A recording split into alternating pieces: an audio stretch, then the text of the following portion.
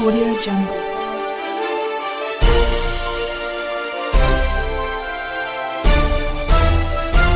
Audio Jungle.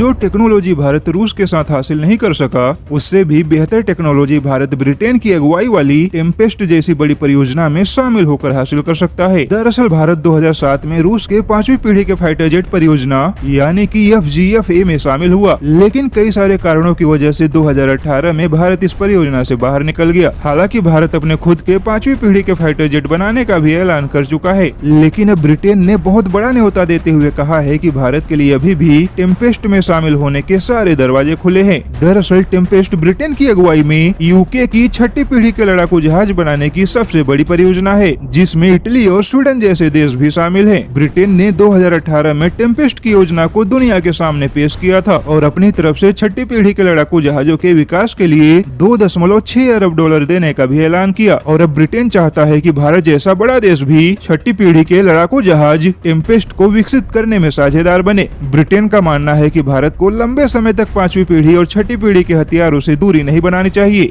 क्योंकि भारत पहले ही लड़ाकू जहाजों के विकास में देरी कर चुका है और अत्याधुनिक हथियार भारत की आवश्यकता भी है, क्योंकि भविष्य में सुरक्षा की गारंटी 5वीं पीढ़ी और 6ठी पीढ़ी के हथियार ही होंगे। ऐसे में अगर भारत टेम्पेस्ट फाइटर जेट जैसी परियोजना का हिस्सा बनता है तो यूके और भारत मिलकर भविष्य का बहुत ही एडवांस फाइटर जेट बना सकते हैं। वैसे टेम्पेस्ट सिंगल सीट लेकिन डबल इंजन वाला 6ठी पीढ़ी का लड़ाकू जहाज होगा। हालांकि देखा जाए तो कई सारे देशों के साथ मिलकर साझा प्रयास से एडवांस लड़ाकू जहाजों का विकास करना एक अच्छा विकल्प माना जाता है, क्योंकि ऐसा करने से किसी एक देश के ऊपर पूरे परियोजनाओं के खर्च का बोझ नहीं आता। और अमेरिका ने भी अपने F-35 लड़ाकू जहाजों के विकास में ऐसा ही किया है। हालांकि भारत ब्रिटेन की इस परियोजना में शामिल होता है तो इसका फायदा तुरंत नहीं मिलेगा, क्योंकि टेम्पेस्ट लड़ाकू जहाजों को हकीकत बनने में 15 से 20 सालों का समय लगेगा। लेकिन भविष्य के हिसाब से भारत के लिए यह एक अच्छा मौका है, क्योंकि 15 से 20 साल बाद भारत के दुश्मन भी अपने हथियारों को एडवांस तो करेंगे ही। ऐसे में भारत को भी भविष्य के हथियारों का बड़ा खिलाड़ी तो बनना ही होगा।